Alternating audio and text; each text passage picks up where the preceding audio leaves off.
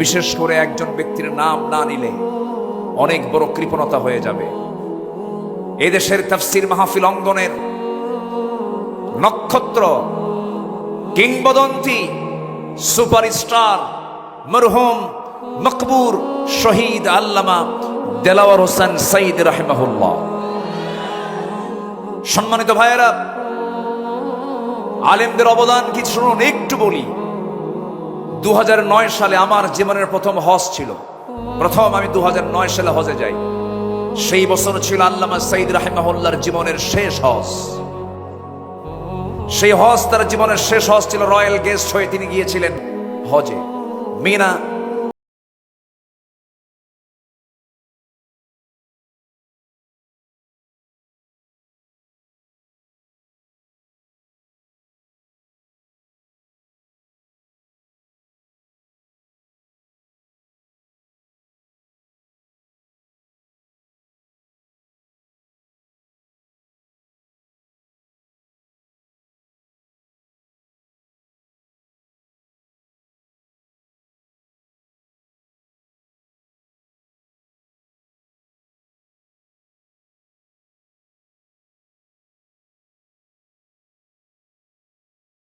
আমার কর্মী, আমার নেতা বিপদে থাকবে, সাইদি পালায়া থাকবে বাইরে, এই চরিত্র রাসূল আমাকে শিখান নাই।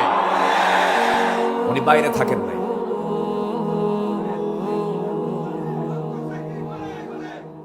উনি ফিরেছেন সাহসিকতা নিয়ে। ফিরেই তিনি 2010 সালের 30 জুন গ্রেফতার হয়েছেন।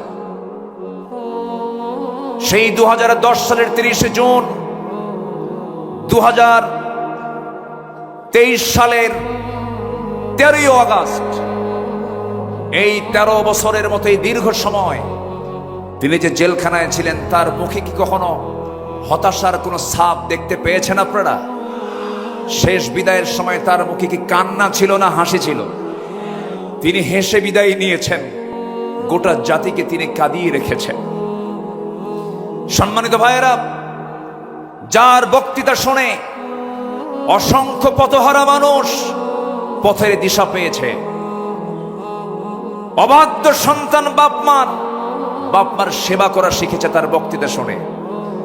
সেই দেশ গড়ার, সেই নাগরিক তৈরি করার মহান এই কারিগর আল্লামা সাইদিকে 13 বছর শুধু জেল নয়, ছেলে রেখে, শুধু জেলখানায় নয়, হাজতে রেখে অবর্ণনীয় সীমাহীন অত্যাচার করা হয়েছে রিমান্ডে নিয়ে। চোখের পানিতে জায়নামাজ ভিজেছে, চোখের পানিতে জেলখানার বালিশ ভিজেছে। সম্মানিত ভাইয়েরা, সম্মানিত বন্ধুগণ, শেষমেশ এই পাশবিক শক্তি দিল্লির প্রেসক্রিপশনে চিকিৎসার নাম করে হসপিটালে নিয়ে ইমাম আবু হানিফার সেই একই পথ ধরে তাকে বিষ প্রয়োগ করে শহীদ করা হয়েছে। তাফসীর মাহফিলের এই প্ল্যাটফর্ম থেকে আমরা স্পষ্ট ভাষায় জানান দিতে চাই, অবিলম্বে আল্লামা সাইদির যারা খুনি, তাদের চূড়ান্ত শাস্তি নিশ্চিত করা হোক। রাজি আছেন কারা কারা? হাত উঁচু করে দেখান মুসলমান।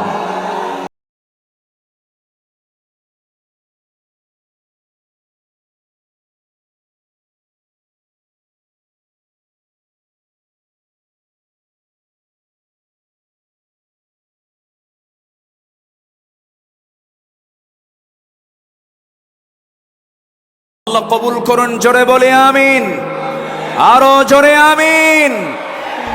আমার বিশ্বাস, আল্লামা সাইদির সুরেই কথা বলতে চাই। উনি বলেছেন, গোটা পৃথিবীর মধ্যে একমাত্র বাংলাদেশেই ইসলামী হুকুমত কায়েম হওয়ার জন্য একটা উর্বর জমিন, এটা বাংলাদেশ। এই জমিন আল্লাহর দিন কায়েম হবে, জোরে বলি ইনশাআল্লাহ, আর জোরে বলি ইনশাআল্লাহ। আল্লাহ রাব্বুল আলামিন বলেন, وَلَقَدْ بَعَثْنَا فِي كُلِّ أُمَّةٍ رَسُولًا أَنِ اعْبُدُوا اللَّهَ وَاجْتَنِبُوا الطَّاغُوتَ। এই পৃথিবীতে যত পয়গম্বর আমি আল্লাহ পাঠিয়েছি, সবার দায়িত্ব একটাই ছিল। তারা কি করেছেন? তারা বলেছেন, তোমরা একমাত্র কেবলমাত্র শুধুমাত্র দাসত্ব করো কার? আর তাগুতকে পরিহার করে চলো। আমার নবী আল্লাহ রাব্বুল আলামিন সে একই দিন দিয়েছেন, একই দায়িত্ব দিয়েছেন। তার দায়িত্ব কি ছিল? সেই দায়িত্ব রাসূলকে বন্টন করেছেন। হুয়াল্লাযী আরসালা রাসূলাহু বিল হুদা ওয়া দীনিল হাক্কি লিইয়ুযহিরাহু আলাদ-দীনি কুল্লিহি ওয়া কাফা বিল্লাহি শাহীদা ওয়ালাউ কারিহাল মুশরিকুন। জোরে বলুন আল্লাহু আকবার। তিনি যেন কি করেন? পৃথিবীর সমস্ত তৈরি করা যত দিন আছে, এই পৃথিবীতে এখন প্রেজেন্ট ওয়ার্ল্ডে 70 থেকে 80টি হিউম্যান ল রয়েছে, মানব রচিত মতবাদগুলো রয়েছে। এই মানব রচিত মতবাদ নামক পচা বস্তাগুলো বহন করার মতো লোক আমার দেশেও কিছু পচা লোক আছে না নাই? আসতে বলবেন না, আছে না নাই? পৃথিবীর তৈরি করা যত হিউম্যান ল, এগুলো সব পচা বস্তা। এগুলো সব কি বস্তা? এই পচা বস্তা নিয়ে যারা চলে তারাও পচা। আমরা কোনো দিন মানি না, কার দিন ছাড়া? সেই দিনের নাম কি? ইন্নাদ দীন ইনদাল্লাহিল ইসলাম। আমি যেখান থেকে তেলাওয়াত করেছি, তেলাওয়াতকৃত সূরাটি হলো সূরাতুশ শুরা, 13 নম্বর আয়াত। আল্লাহ পাক এই সূরাটা শুরু করেছেন প্রথমে হুরুফে মুকাত্তাআত, দুটো আয়াতে দিয়েছেন, 1 এবং 2 দুটাই হুরুফে মুকাত্তাআত। আল্লাহ রাব্বুল আলামিন বলেন হামিম আইন সিন কাফ কাযালিকা ইউহি ইলাইকা ওয়া ইলাল্লাযীনা মিন ক্বাবলিক আল্লাহুল আজিজুল হাকীম। জোরে বলুন আল্লাহু আকবার। হে রাসূল, আমি যেমন করে আমি আপনার প্রতি ওহী নাযিল করেছি, তেমন করে আপনার পূর্বের যারা এসেছেন তাদের কাছে ওহী নাযিল করেছি। অর্থাৎ এই কিতাবের পরিচয়টা আল্লাহ পাক আগে দিয়ে দিয়েছেন সূরার শুরুতে। অনেক সূরার শুরুতে আল্লাহ রাব্বুল আলামিন আগেই কিতাবটা নিয়ে কথা বলেছেন। কোরআন যখন খুলবো আমরা, কোরআন খোলার সঙ্গে সঙ্গে ভূমিকা শেষ করে এই সূরা ফাতিহা হলো ভূমিকা, উম্মুল কিতাব, ফাতিহাতুল কিতাব। ভূমিকা শেষ করি আমরা যখন সূরাতে যখন চলে যাচ্ছি, আল্লাহ রাব্বুল আলামিন সেখানে হুরুফে মুকাত্তাআত প্রয়োগ করে বলছেন যালিকাল কিতাবু লা রাইবা ফীহি হুদাল লিল মুত্তাকিন। এরকম করে আল্লাহ রাব্বুল আলামিন অনেক সূরার শুরুতে কোরআন সম্পর্কে আগে কথা বলেছেন। ইয়াসিনের দিকে তাকান, ইয়াসিন ওয়াল কুরআনিল হাকীম ইন্নাকা লামিনাল মুরসালিন আলা সিরাতিম মুস্তাকিম। রহমানে চলে যান, আর রহমান আল্লামাল কুরআন খালাকাল ইনসানা আল্লামাহুল বায়ান। আরেক সূরার শুরুতে আল্লাহ রাব্বুল আলামিন বলছেন ইন্না আনজালনাহু কুরআনান আরাবিয়্যান লাআল্লাকুম তাআকিলুন। জোরে বলুন আল্লাহু আকবার। আল্লাহ পাক আগে এই কিতাবের পরিচয়টা আগে তুলে ধরেছেন, কারণ পৃথিবীর সব কিতাব একরকম, এই কিতাবটা ভিন্ন রকম, স্বতন্ত্র একটি কিতাব। জোরে বলি সুবহানাল্লাহ। আপনি কোন দিক থেকে কিতাবকে নিতে চান? বিজ্ঞান থেকে দেখতে চান? এর মধ্যে বিজ্ঞান আছে। সাহিত্যিক সাহিত্য নেবে, সাহিত্য আছে।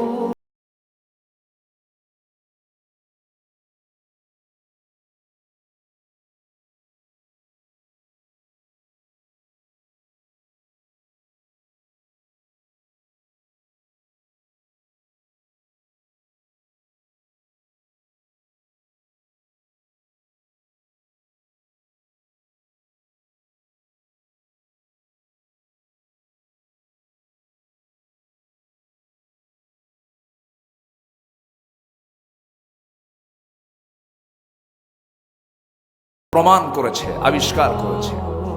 যেরকম আল্লাহ রাব্বুল আলামিন তার কিতাবের যে প্রথম ওহীটা দিয়েছেন রাসূলকে, যেটা জাবালে নূর আল্লাহ পাক রাসূলকে উপহার দিয়েছেন।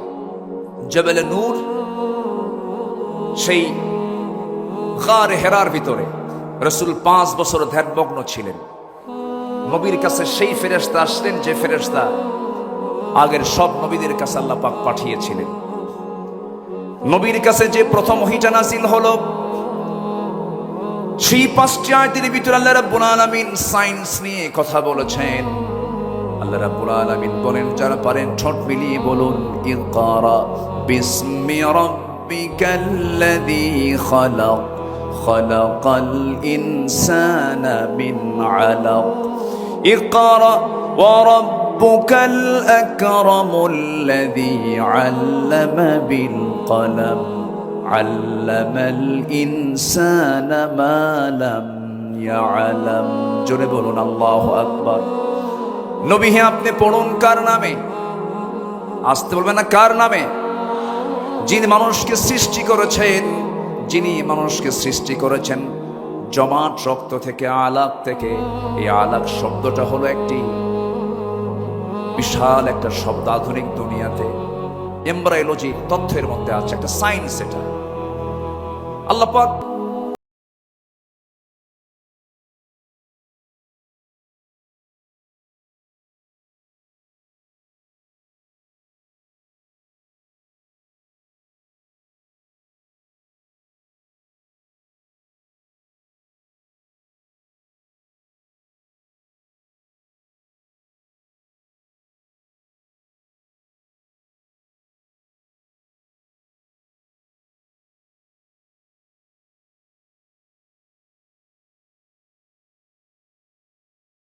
কেইট মোর, তিনি এই আয়াতটা আগে দেখেন নাই। যখন তিনি আয়াতটা দেখতে পেলেন, তাকে যখন দেখালো, এই আলাক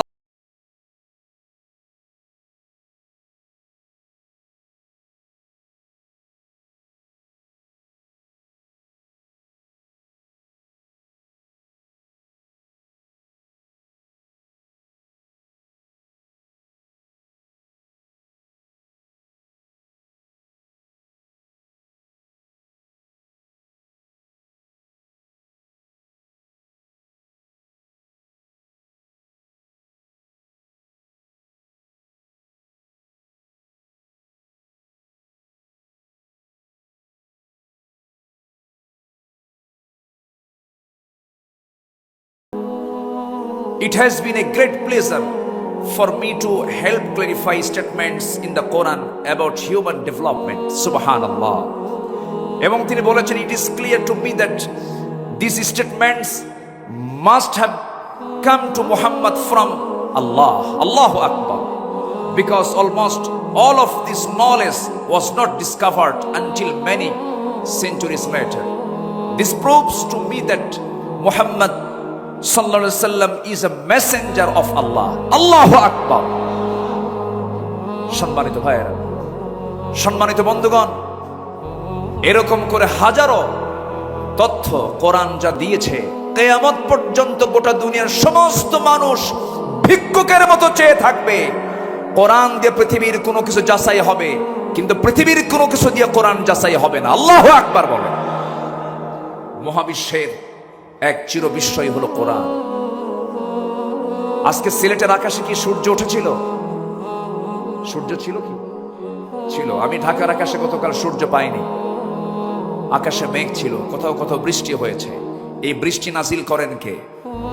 আসতে বলবেন, এই বৃষ্টি নাজিল করেন কে?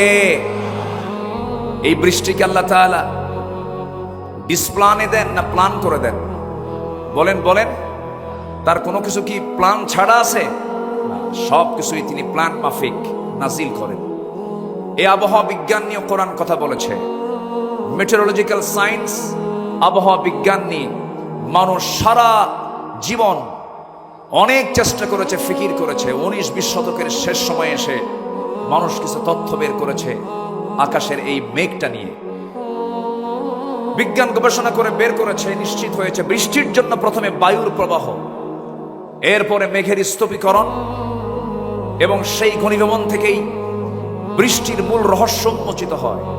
তবে বিস্ময়কর বিষয় হলো যে জটিল প্রক্রিয়াটি বিজ্ঞান বহু শতাব্দীর গবেষণার মাধ্যমে আবিষ্কার করেছে, তা ১৫০০ বছর আগে আল্লাহ পাক কোরআনে কারীমের সূরা রুমের ৪৮ নম্বর আয়াতে তা বলে দিয়েছেন। জোরে বলি সুবহানাল্লাহ। আল্লাহ রাব্বুল আলামিন বলেন, আল্লাহুল্লাযী ইউরসিলুর রিয়াহা ফাতুসীরু সাহাবান ফায়াবসুতুহু ফিস সামাই কাইফা ইয়াশা ويجعله كسفا فترى الودق يخرج من خلاله فإذا أصاب به من يشاء من عباده إذا هم يستبشرون জোরে বলুন আল্লাহু আকবার। তিনি সেই আল্লাহ যিনি বায়ু প্রেরণ করেন, অতবার তা মেঘমালাকে সঞ্চারিত করে, অতবার তিনি মেঘমালাকে যেভাবে ইচ্ছা আকাশে ছড়িয়ে দেন এবং তাকে স্তরে স্তরে রাখেন। আমার বন্ধুগণ, বিজ্ঞান বলেছে হালে, সে কোরআন বলে দিয়েছে ১৫০০ বছর আগে। এখন বলুন, বিজ্ঞানকে আবিষ্কার করেছে না কোরআন থেকে ধার নিয়েছে? ধার নিয়েছে। সম্মানিত ভাইরা, আবার এই বৃষ্টিপাতটা আল্লাহ পাক পরিমাণ মতো দেন, বেশিও দেন না, কমও দেন না। যে পরিমাণ পানি বাষ্পীয় আকারে উপরে উঠে আল্লাহ পাক ওয়াটার সাইকেলের মধ্য দিয়ে উপরে উঠান, সেই পরিমাণ পানি আল্লাহ পাক আবার মেঘ থেকে নাজিল করেন। আল্লাহ রাব্বুল আলামিন বলেন, ওয়াল্লাযী নাযালা মিনাস সামাই মাআন বিকদরিন ফাআনশারনা বিহি বালদাতাম মাইতান কাযালিকা তুখরাজুন। জোরে বলুন আল্লাহু আকবার।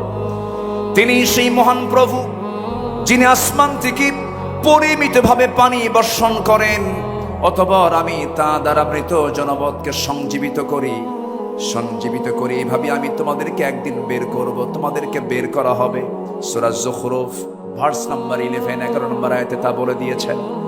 বিকদারিন, পরিমাণ মতো পানি আল্লাহ রাব্বুল আলামিন আকাশ থেকে নাজিল করেন। এই পানি চক্র যদি না থাকতো, পৃথিবী নির্ভরশীল হয়েছে পানি চক্রের উপরে। মানুষ দুনিয়ার সমস্ত টেকনোলজি, প্রযুক্তি ব্যবহার করেও পানির এই চক্রটি কৃত্রিমভাবে পুনরুৎপাদন করতে কখনো সমর্থ হবে না। মহান আল্লাহ তাআলা এই পানি চক্রের কথা ১৫০০ বছর আগে বলে দিয়েছেন, যা বিজ্ঞান হালে এসে একটু রিসার্চ করে বের করেছে। কি পরিমাণ পানি জমিন থেকে, ভূপৃষ্ঠ থেকে আল্লাহ পাক বাষ্পীয় আকারে উপরে উঠান, এটার পরিমাণ বিজ্ঞান বলছে প্রতি সেকেন্ডে ১৬ মিলিয়ন টন পানি বাষ্প হয়ে আল্লাহ পাক উপরে তুলেন। ১৬ মিলিয়ন টন, যা বছরের পরিমাণ দাঁড়ায় হলো ৫১৩ ট্রিলিয়ন টনে। আল্লাহু আকবার। যদি এই বাষ্পীয় আকারে এই সিস্টেম পদ্ধতি যদি না থাকতো, সুপরিমিত আকার যদি আল্লাহ পাক সুপরিমিত ভাবে যদি নাজিল না করতেন, গ্রাউন্ড ওয়াটার লেভেল ক্রমশ নিচে নেমে যেত, সাস্টেইনেবল ওয়াটার ম্যানেজমেন্ট চ্যালেঞ্জের মুখে পড়ত, ভূগর্ভস্থ পানির স্তর কমে এগ্রিকালচারাল প্রোডাক্টিভিটি এবং আরবান ওয়াটার সাপ্লাই ব্যাপক সংকটের মুখে পড়ে যেত। এক সময় গ্রাউন্ড ওয়াটার রিজার্ভস কমে যেত, ফলে পুরো ইকোলজিক্যাল সিস্টেমের ভারসাম্য নষ্ট হয়ে প্রাণীর অস্তিত্ব ধ্বংসের মুখে পড়ে যেত। সব ম্যানেজমেন্টের দায়িত্ব কার? আসতে বলবেন না কার? সে আল্লাহ বলছেন, বান্দা এত কিছু আমি তোরে দেই, তুই আমার আইন মানিস না কেন? আমার দিন মানিস না কেন?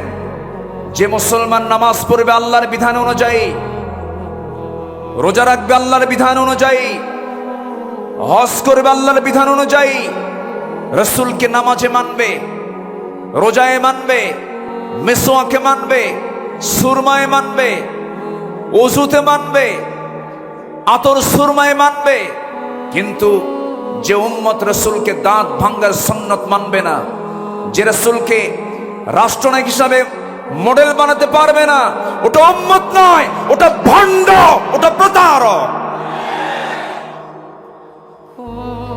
সম্মানিত ভাইয়েরা, দিনকে মানতে হবে আংশিক না পুরোপুরি। আসতে বলবেন না আংশিক না পুরোপুরি? পুরোপুরি মানতে হবে। পুরোপুরি মানার নাম হলো মুমিন। আল্লাহ রাব্বুল আলামিন বলেন, আফাতুমিনুনা বিবা'দিল কিতাবি ওয়া তাকফুরুনা বিবা'দ। তুমি কিতাবের কিছু অংশ মানবে, কিছু অংশ মানবে না। তার ফলাফল হলো খিজিয়ুন ফিল হায়াতিদ দুনিয়া, দুনিয়ার জিন্দেগিতে লাঞ্ছিত হবে, আখিরাতে তুমি ক্ষতিগ্রস্তদের অন্তর্ভুক্ত হয়ে যাবে। পুরোপুরি দিনকে মানতে হবে। আংশিক মানার নাম দিন নয়, আংশিক মানার নাম মুমিন নয়, পুরোপুরি মানতে হবে। আল্লাহ রাব্বুল আলামিন দিন হিসেবে যারা ইসলামকে না মানবে, আল্লাহ রাব্বুল আলামিন তাদের ব্যাপারে ক্লিয়ার কথা বলেছেন, ওয়া মাইয়াবতাগি গায়রাল ইসলামি দীনান ফালান ইউকবালা মিনহু ওয়া হুয়া ফিল আখিরাতি মিনাল খাসিরিন। দিন হিসাবে, জীবন বিধান হিসাবে ইসলামকে বাদ দিয়ে যারা অন্য কোন তন্ত্র মন্ত্র ইসলামকে গ্রহণ করবে, আল্লাহ রাব্বুল আলামিন বলছেন তার কোনো কিছু আমি আল্লাহ রাব্বুল আলামিন কখনো কবুল করব না। নাউজুবিল্লাহ। অতএব দিনকে মানতে হবে পরিপূর্ণ রূপে। আল্লাহ রাব্বুল আলামিন এবার বলছেন, আমরা মূল আয়াতের দিকে চলে যাই। আল্লাহ রাব্বুল আলামিন বলেন সূরা শুরার 13 নম্বর আয়াত, আল্লাহ রাব্বুল আলামিন বলছেন, শারা'a লাকুম মিনাদ-দীনি মা ওয়াসসা বিহি নূহান ওয়াল্লাযী আওহায়না ইলাইকা ওয়া মা ওয়াসাইনা বিহি ইব্রাহিমা ওয়া মূসা ওয়া ঈসা আন আকিমুদ-দীন ওয়া লা তাতাফাররাকু ফীহি كبر على المشركين ما تدعوهم إليه الله يجتبي إليه من يشاء ويهدي إليه من ينيب। জোরে বলুন আল্লাহু আকবার। তিনি তোমাদের জন্য সেই দিন নির্ধারণ করেছেন যার নির্দেশ দিয়েছেন নূহ আলাইহিস সালাতু ওয়াস সালামকে, এবং যা আমি তোমার প্রতি ওহী করেছি, যার নির্দেশ দিয়েছিলাম ইব্রাহিম, মূসা এবং ঈসাকে। এই মর্মে তোমরা দিন প্রতিষ্ঠিত করো এবং দিন প্রতিষ্ঠার সংগ্রাম করতে গিয়ে কোনো মত পার্থক্য সৃষ্টি করো না। তোমরা যাকে আহ্বান জানাচ্ছ তা মুশরিকদের জন্য ভারী মনে হয়। আল্লাহ যাকে চান তাকে মনোনীত করেন, আর যাকে ইচ্ছা তাকে তার দিকে পথ প্রদর্শন করেন। জোরে বলি সুবহানাল্লাহ। ক্ষমতা কার? হেদায়েতের চাবিকাঠি কার হাতে? হেদায়েতের চাবি কার হাতে? আল্লাহর হাতে। সম্মানিত ভাইয়েরা, প্রেজেন্ট বাংলাদেশ শুধু নয়, গোটা পৃথিবীতে 2 শতাধিক কান্ট্রি আছে।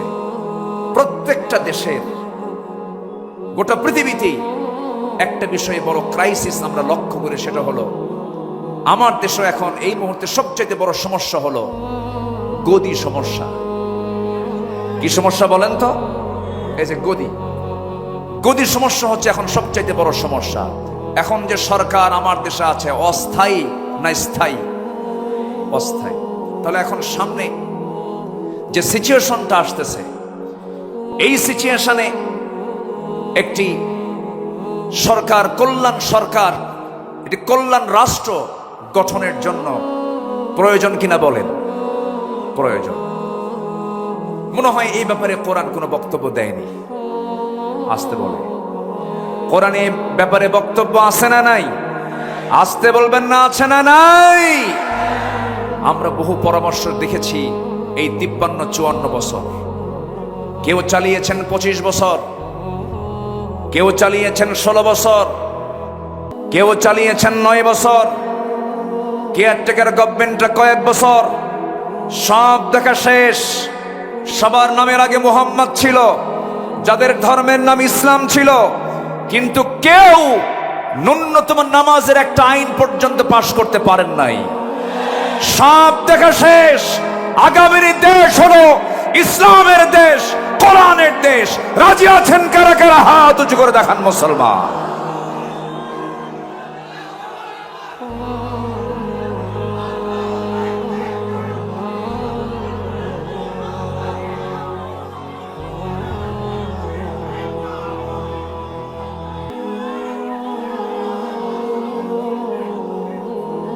কবুল করুন, জোরে বলি আমিন, আরো জোরে আমিন। মুক্ত মনে ভালো করে কথা বলতে দেয়নি 16 বছর। এই মঞ্চ থেকে আমি আব্দুল্লাহ আমিন, আমাকে কতবার যে ধরছে হিসাব নাই। মাহফিল শেষে প্রশাসন ধরে নিয়ে চলে গেছে থানায়। সম্মানিত বন্ধুগণ, অসংখ্য আলেমকে ধরে জেলখানায় তাদেরকে রাখা হয়েছে। বিশেষ করে একজন ব্যক্তির নাম না নিলে অনেক বড় কৃপণতা হয়ে যাবে। এদেশের তাফসীর মাহফিল অঙ্গনের নক্ষত্র, কিংবদন্তি, সুপারস্টার, মরহুম মকবুর শহীদ আল্লামা দেলাওয়ার হোসেন সাইদ রাহিমাহুল্লাহ। সম্মানিত ভাইয়েরা, আলেমদের অবদান কি শুনুন, একটু বলি। 2009 সালে আমার জীবনের প্রথম হজ ছিল। আমি 2009 সালে হজে যাই। সেই বছর ছিল আল্লামা সাইদ রাহিমাহুল্লাহর জীবনের শেষ হজ। সেই হজ তার জীবনের শেষ হজ ছিল। রয়্যাল গেস্ট হয়ে তিনি গিয়েছিলেন হজে।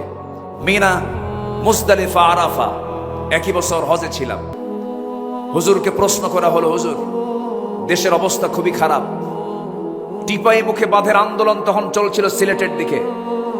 সেই সময় তাকে বলা হলো, দেশে আন্দোলন চলছে, ওইদিকে মামলাও রেডি হয়ে গেছে, ট্রাইব্যুনাল গঠন হচ্ছে, আপনার মনে হয় এই দেশেই থেকে যাওয়া ভালো হবে। সৌদি গভর্নমেন্ট আপনাকে নাগরিকত্বও দিবে, আপনি দেশে থেকে যান। উনি মুস্কি হাসি মেরে বললেন, সাইদি পালায়া থাকে না। কি সাইদি পালায়া থাকে না? আমার দেশ, আমার সংগঠন, আমার কর্মী, আমার নেতা বিপদে থাকবে, সাইদি পালায়া থাকবে বাইরে। এই চরিত্র রাসূল আমাকে শিখান নাই। উনি বাইরে থাকেন নাই।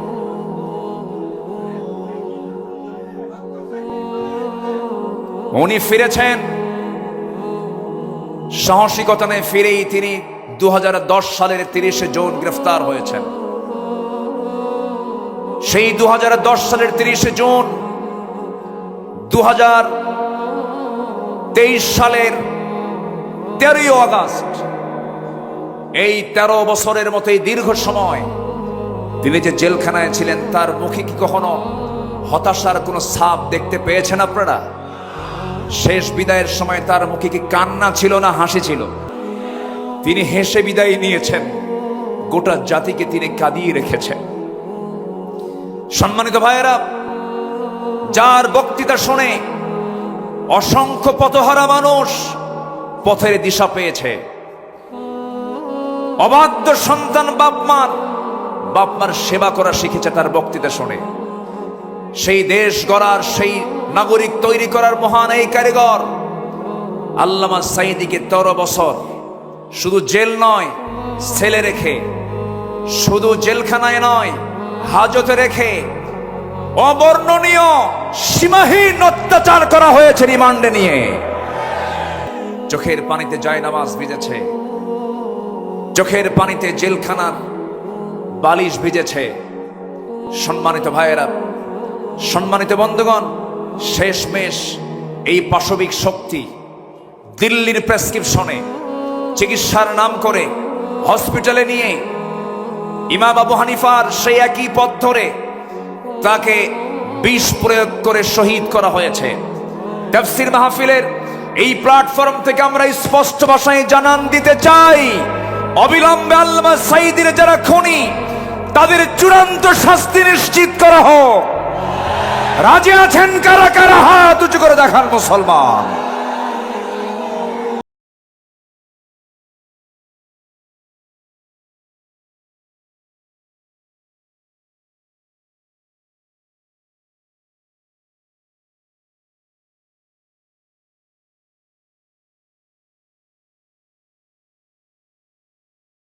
আল্লাহ কবুল করুন, জোরে বলে আমিন, আরো জোরে আমিন।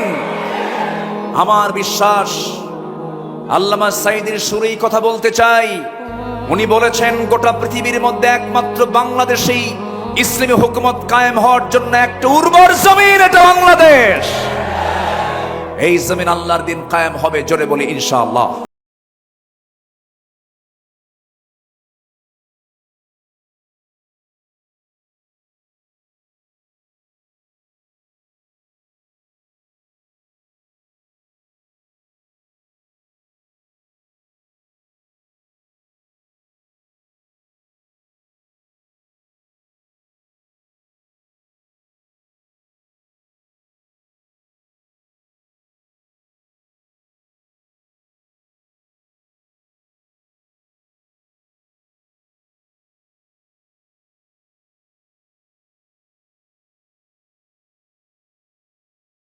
বেশি সময় ধরে আঞ্জুমানে খেদমতে কোরআনের এই মাহফিল হতে দেয়নি ফেরেশতারা।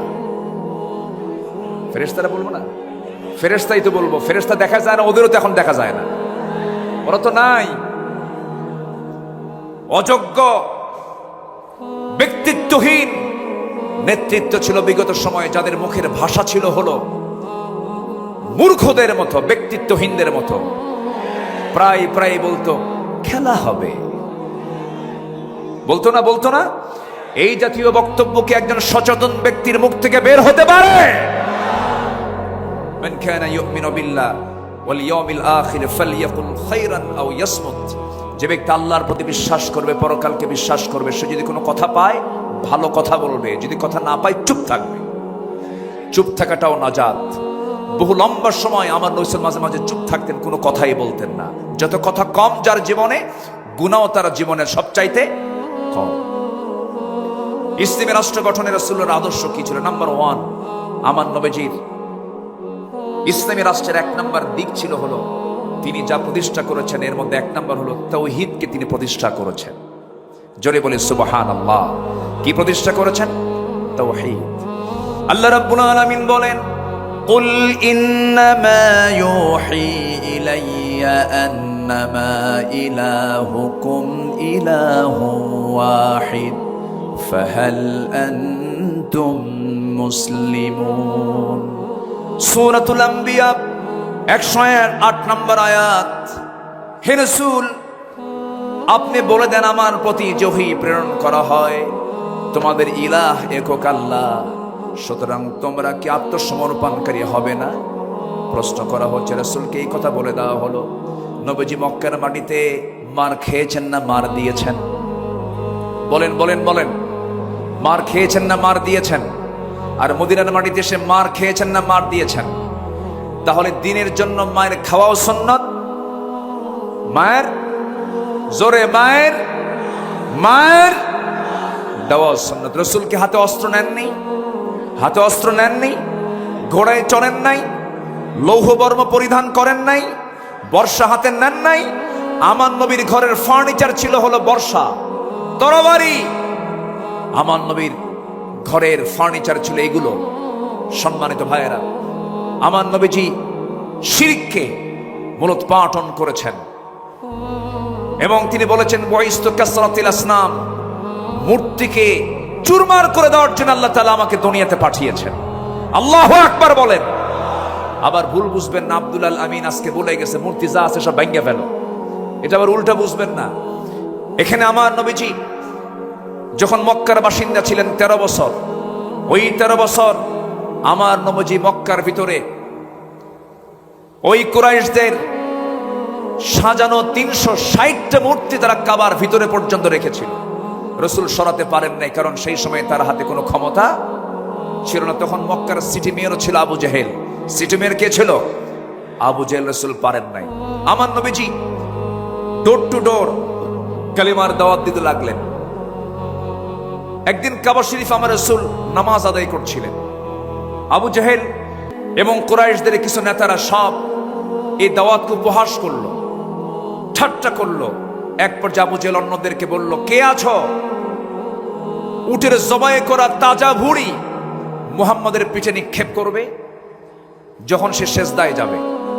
আমার নবীজি সেজদায় গেলেন।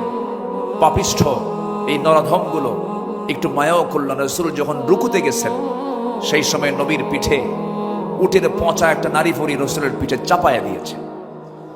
আমার নবীজি ওজন সহ্য করতে না পেরে মুখ থুবড়ে জমিনে পড়ে গেলেন। সিরাত ইবনে হিশাম গ্রন্থে এসেছে, ফাতিমা রাদিয়াল্লাহু তাআলা আনহা দৌড় মেরে এসে নবীকে সেই জায়গা থেকে উটের পচা নারী ভুঁড়িগুলো সরায় দিয়ে তাকে সেখান থেকে তুললেন। আমার নবীজি সেই দিন কাদা কাদা কণ্ঠে দুহাত উঁচু করে একটা দোয়া করেছিলেন। সেই দোয়াটা হলো, সেই দোয়ার মধ্যে বদদোয়া ছিল, নাম ধরে ধরে দোয়া করেছেন। তিনি বলেছেন, আল্লাহ আমর ইবনু হিশাম ওরফে আবু জাহেল, উতবা ইবনু রবিআ, শাইবা ইবনু রবিআ, ওলীদ ইবনু উতবা, উমাইয়া ইবনু খালফ, উকবা ইবনু আবু মুআদ, উমরা ইবনু ওয়ালিদ, এদেরকে পাকড়াও করো, এদেরকে তুমি আল্লাহ ধ্বংস করো। নবীর যে সেই বদদোয়া কবুল হতে বেশি সময় লাগে নাই, সবগুলো তার কিছুদিনের ব্যবধানে বদর প্রান্তরে, বদর কূপের মধ্যে সবগুলো জাহান্নামে চলে গেছে। সেই নবীজি মক্কা বিজয়ের পর কাবা ঘরে ঢুকে সমস্ত মূর্তিকে ভেঙ্গে ফেলে সেই রাষ্ট্রে তিনি তাওহীদ প্রতিষ্ঠা করে সফল হয়েছে।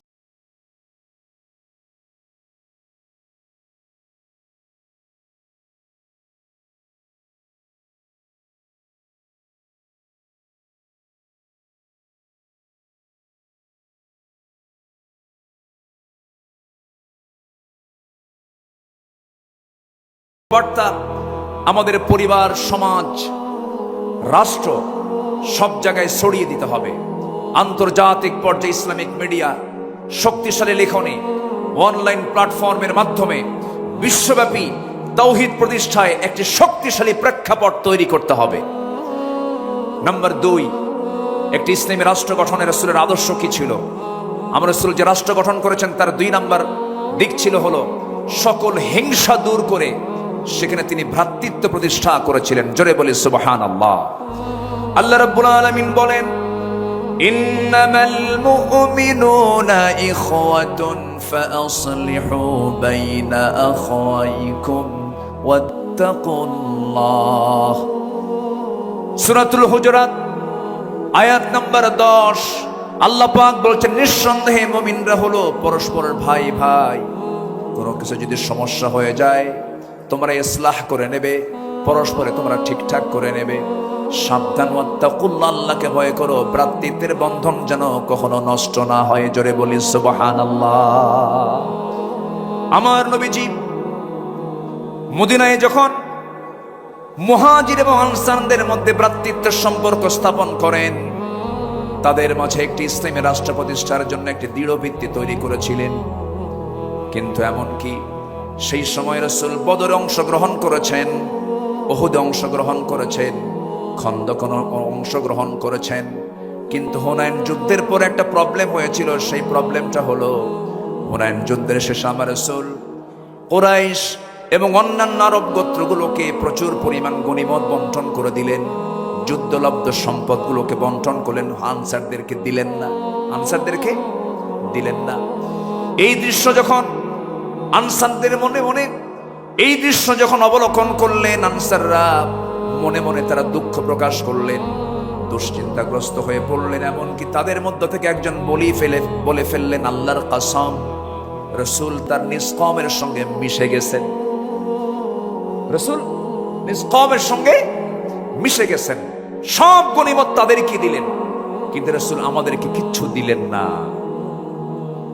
আমার নবীজির কানে যখন এই কথাটা চলে গেল, আমার নবীজি এটাকে কেমন করে ইসলাহ করা যায়, কেমন করে সংশোধন করা যায়, ফাসলিহু বাইনা আখাওয়াইকুম, রাসূল খেপলেন না, রাগলেন না। সেই সময় রাসূল একটা ভাষণ দিয়েছেন, আওয়াজাতুম ইয়া মা'শারাল আনসারি ফি আনফুসিকুম ফি লাআতিম মিনাদ দুনিয়া তাল্লাফতু বিহা কওমান লিয়ুসলিমু ওয়াকালতুকুম ইলা ইসলামিকুম আলা তারদাউনা ইয়া মা'শারাল আনসারি আন ইয়াযহাবান নাস ইয়া বিশাতি ওয়াল বাঈর ওয়া তারজিউ বিরাসূলিল্লাহি সাল্লাল্লাহু আলাইহি ওয়াসাল্লাম ইলা রিহালিকুম। আমার নবীজি তেজোদ্দীপ্ত একটা ভাষণ দিলেন, কাদা কাদা কণ্ঠে একটা ভাষণ দিলেন। তিনি বলে ফেলেন, হে আনসার সম্প্রদায়, তোমরা কি মনে মনে দুঃখ দুঃখ পেয়েছো যে আমি দুনিয়ার তুচ্ছ জিনিস দিয়ে একদল মানুষকে ইসলাম গ্রহণের দিকে আকৃষ্ট করেছি, আর তোমাদেরকে আমি তোমাদের ইসলামের উপর ছেড়ে দিয়েছি। হে আনসার সম্প্রদায়, তোমরা কি সন্তুষ্ট নও যে অন্যরা ভেড়া উট নিয়ে ফিরে যাবে আর তোমরা আল্লাহ রাসূলকে নিয়ে তোমাদের ঘরে ফিরে যাবে? সব চলে গেছে উট ভেড়া নিয়ে, আর তোমরা আনসার আমি রাসূল আমাকে নিয়ে তোমরা ঘরে চলে গেছো। সাহাবে কেরামদের ভিতরে একটা উজ্জীবিত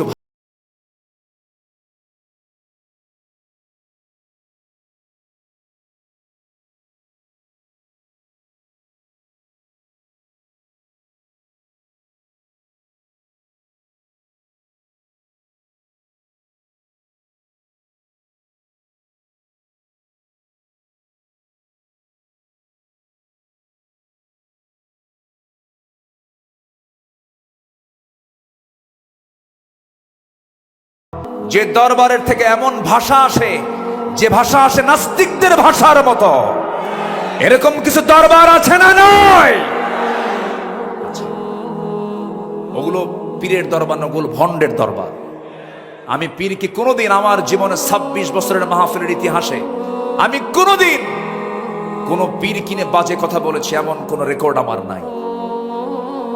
হক্কানি পীর অবশ্যই সম্মান করব না কেন, কিন্তু যে পীরের মুখ থেকে বাজে কথা বের হবে, পানির তলে মোমবাতি বাবা বাতাসে নেবে না, বাবার নামে হালকা দিলে উজু গোসল লাগে না, এই সমস্ত ভণ্ডামিগুলো যে সমস্ত দরবার থেকে বের হয়, যে সমস্ত দরবারে কবরে মাজারে সেজদা হয়, ওই সমস্ত দরবারের ভণ্ডদের হাত পা ভেঙ্গে গুঁড়ো করে দেওয়া দরকার। ওগুলো সব শিরকের আকড়া, ইবলিসের পাঠশালা। আল্লাহ পাক ওগুলো থেকে বাঁচান। জোরে বলি আমিন, আরো জোরে আমিন।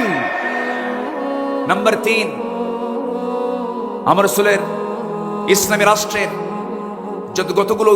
কতগুলো যে গুণগত দিক ছিল, তার মধ্যে 3 নম্বর হলো তিনি ন্যায় বিচার প্রতিষ্ঠা করেছিলেন।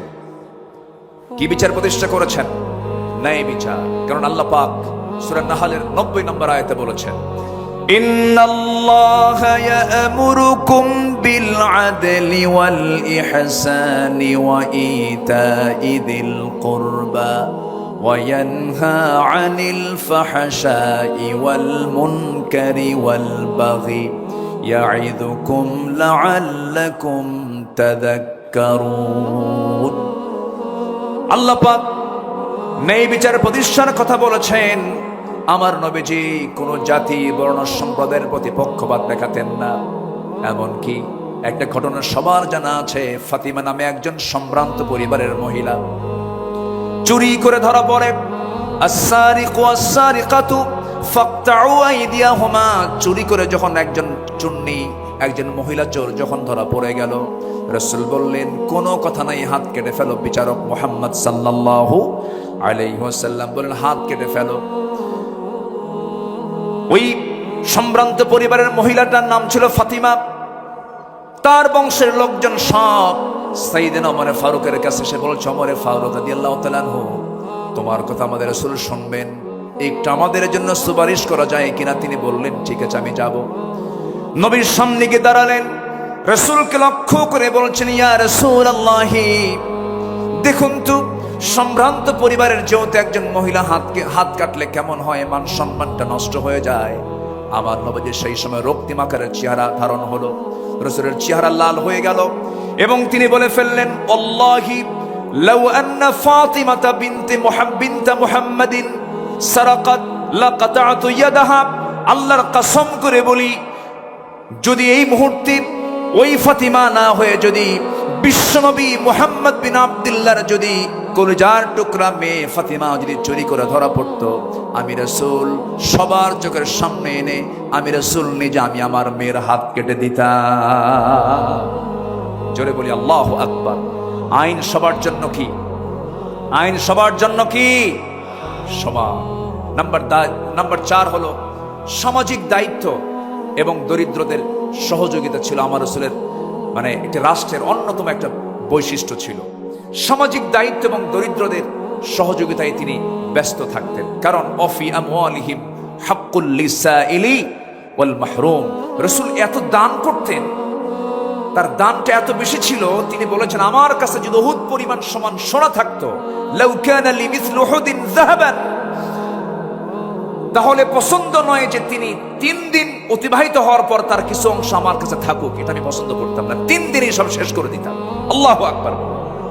তিনি এত পরিমাণ তিনি দান করতেন, ডান হাতে বাম হাতে যা ছিল সব তিনি দিয়ে দিতেন। রাসূল যখন মারা যাবেন, আম্মা জান আয়েশা রাদিয়াল্লাহু তাআলা আনহা রাসূলকে তার উরুতে শোয়ায় রেখেছেন। আমার নবীজি দুনিয়া থেকে বিদায় নেবেন, বিদায় লগন যখন চলে এসেছে, রাসূল বলছেন আয়েশা রে, আমি মনে হয় বাঁচবো না, দুনিয়া থেকে বিদায় নিয়ে নেব। ওরে আয়েশা, আমি যদি দুনিয়া থেকে বিদায় নিয়ে নিই, আমার ঘরে কোনো সম্পদ থাকুক আমি চাই না, অতএব আমি তোমাকে জানায় দিচ্ছি, দেখো তো ঘরের মধ্যে কোনো কিছু আছে নাকি। তন্ন তন্ন করে খুঁজে বের করা হলো 6টা স্বর্ণের টুকরা, হাতের তালুতে নিয়ে রাসূল বললেন আয়েশা, এতটুকু সম্পদ আমি দিন প্রতিষ্ঠার কাজে আমি দান করে দুনিয়া থেকে বিদায় নিতে চাই। জোরে বলে সুবহানাল্লাহ। আমার নবীজি বসে আছেন, একদিন একজন নবীর কাছে বুরদা চাদর নিয়ে আসলেন, এটি পরার জন্য দিলেন। রাসূল সেই বুরদা নামক চাদরটা এমন ভাবে গ্রহণ করলেন যা তার খুব প্রয়োজন ছিল, গায়ে জড়ায়া নিলেন। এক সাহাবী চাদরটা দেখে বলছেন, হুজুর আপনি যদি কিছু না মনে করেন, আমি চাদরটা আমার পছন্দ, আপনি আমাকে দিবেন কিনা। রাসূল মুস্কি হাসি মেরে সঙ্গে সঙ্গে তার পছন্দের চাদরটা তার গায়ে দিয়ে দিলেন। আমার নবীজি দিয়ে দিলেন, অবলীলায় দিয়ে দিলেন, কোনো আফসোস করলেন না।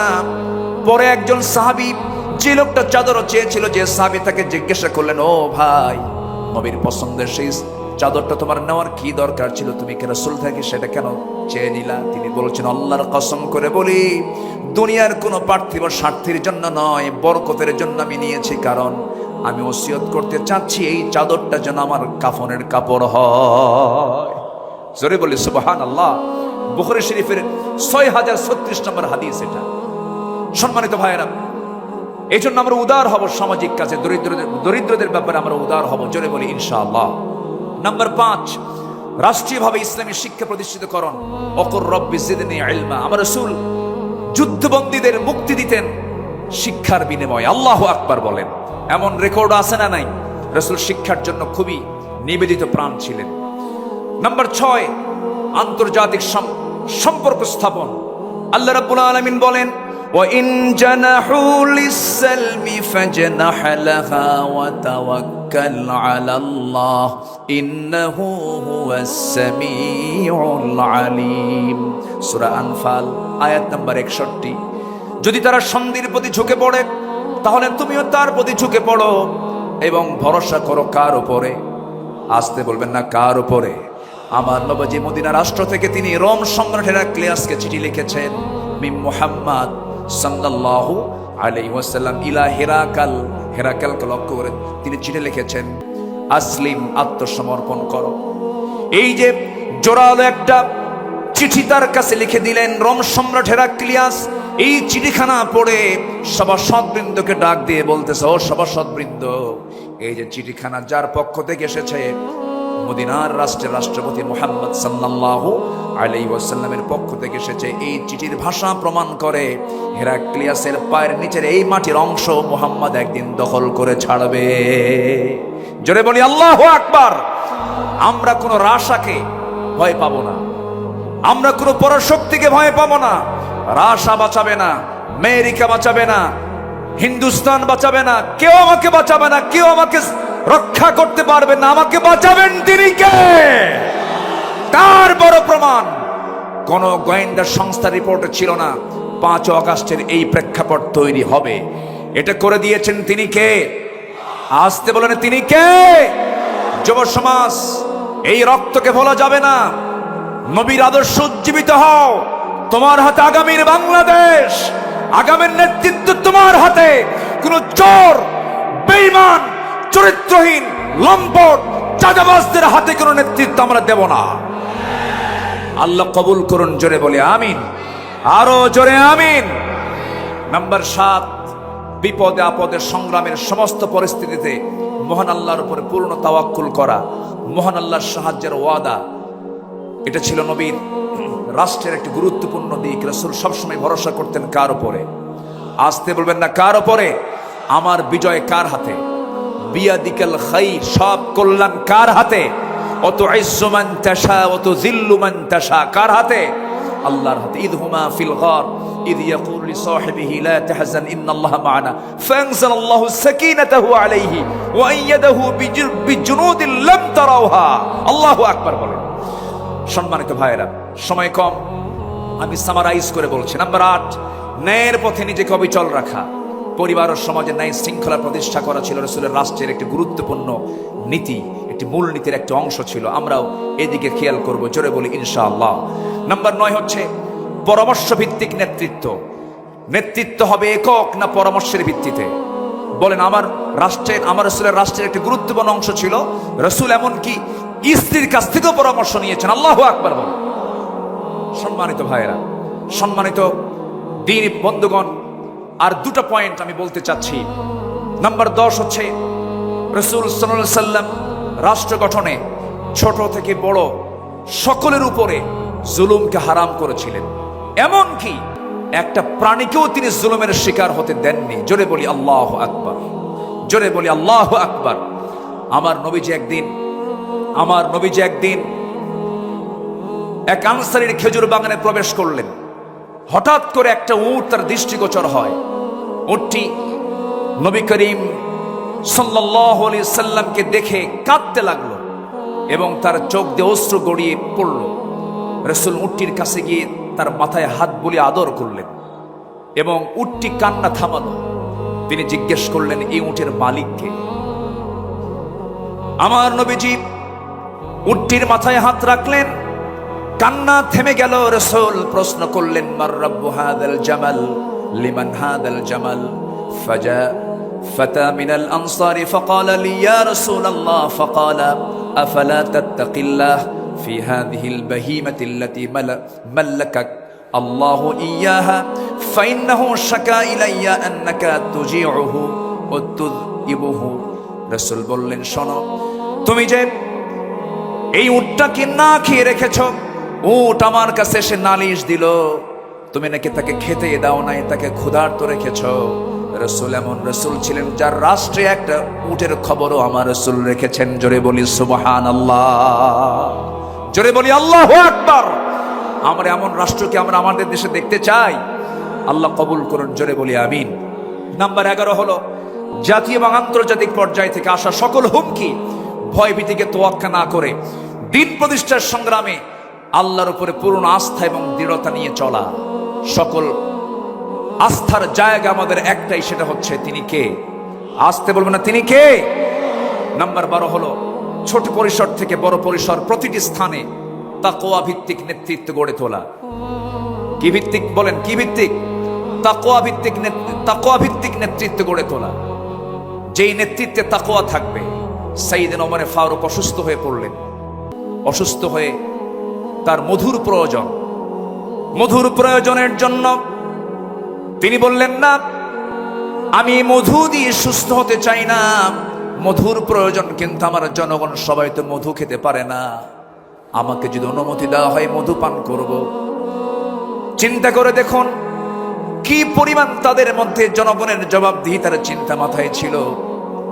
আমার বন্ধুগণ, ওমর ফারুকের কথা যদি শুরু হয়ে যায় সহজে তো শেষ হওয়ার কথা নয়, বহু আলোচনা ছিল। সাইয়েদনা ওমরের মতো একটা শাসক আল্লাহ পাক আমার দেশে আল্লাহ পাক দিয়ে দেন। জোরে বলি আল্লাহুম্মা আমিন, আরো জোরে আল্লাহুম্মা আমিন। আমি কথা আর সামনের দিকে বাড়াতে পারছি না।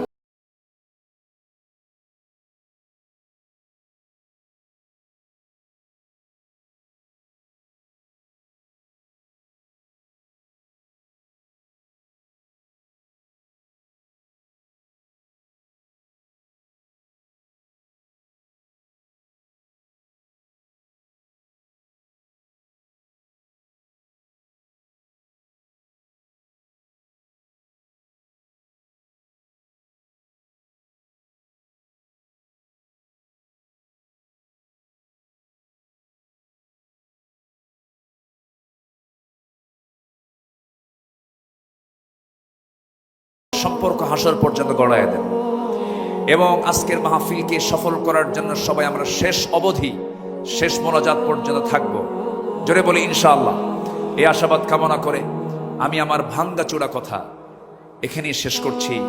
সুবহানাকাল্লাহুম্মা ওয়া বিহামদিকা আশহাদু আল লা ইলাহা ইল্লা আনতা আস্তাগফিরুকা ওয়া আতুবু ইলাইক।